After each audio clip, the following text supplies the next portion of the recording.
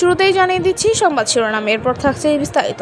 ফরহাদ মোজার বললেন, বিএনপির পতন শুরু হয়েছিল যখন তারা আমাদের কথা শুনতে বন্ধ করে দিয়েছিল। সার্জিস আলমের আসিয়া ইস্যুতে সমালোচনার জবাব, সামাজিক যোগাযোগ মাধ্যম তার প্রতিক্রিয়া। বিস্তারিত। বিশিষ্ট কবি, দার্শনিক এবং রাষ্ট্রচিন্তক ফরহাদ মোজার সম্প্রতি এক আলোচনা সভায় মন্তব্য করেছেন যে বিএনপির পতন শুরু হয়েছিল যখন তারা জনগণের কথা শোনা বন্ধ করেছিল। যশোর শিল্পকলা একাডেমি মিলনায়তনে বৈষম্য বিরোধী ছাত্র আন্দোলনের যশোরের আয়োজনে তিনি বলেন, যখন থেকে বিএনপি জনগণের কথা শোনা বন্ধ করেছে তাদের পতন তখন থেকেই শুরু হয়েছে। তিনি আরও উল্লেখ করেন, গণঅভ্যুত্থান কখনো সফল হতো না যদি খালেদা জিয়া আপোষহীনভাবে আগের সরকারের বিরুদ্ধে অবস্থান না নিতেন। সেই সাথে তিনি দেশের রাজনৈতিক পরিস্থিতি নিয়ে কথা বলেন এবং ৭২-এর সংবিধান নিয়ে মন্তব্য করেন।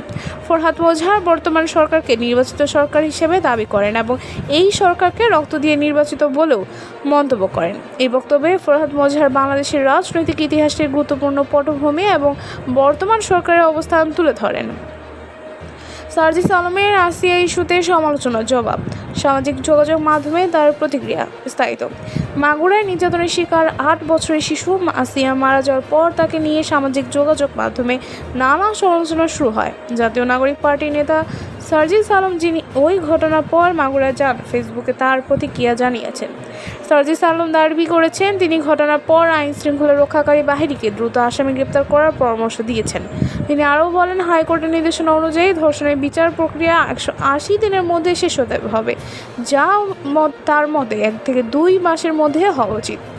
সার্জিস জানান, হাসপাতালে আসিয়ার আইসিইউ দেখার সময় ইনফেকশনের ঝুঁকি এড়ানোর জন্য তিনি ভিতরে যাননি আর ছবি পোস্ট করেননি। তবে জানাজায় অংশ নিতে তিনি হেলিকপ্টারে মাগুরা যান। তিনি আরও অভিযোগ করেন, ফেসবুকে তার দেওয়া স্ট্যাটাসের মাধ্যমে বিষয়টিকে একতরফা হিসেবে দেখানো হয়েছে এবং মিডিয়া এবং পাবলিক তার কার্যক্রম নিয়ে বিভ্রান্তি ছড়াচ্ছে। তিনি এক পর্যায়ে প্রশ্ন তোলেন, আমরা যদি সোশ্যাল মিডিয়াতে কিছু পোস্ট না করি তবে সেটা কিছুই করা হয়নি হিসেবে দেখা যায়, আর যদি পোস্ট করি তাহলে তো ফটেজমুখী আচরণ বলে সমালোচিত হয়। সার্জিস শেষ পর্যন্ত অনলাইনে বিচার বিশ্লেষণের পরিবর্তে অফলাইনে মানুষের জন্য কিছু করার আহ্বান জানান এবং সবাইকে টেক কেয়ার বলে তার পোস্ট শেষ করেন। এই ছিল সর্বশেষ আপডেট। নতুন আরও আপডেট পেতে আমাদের সঙ্গেই থাকুন। ধন্যবাদ।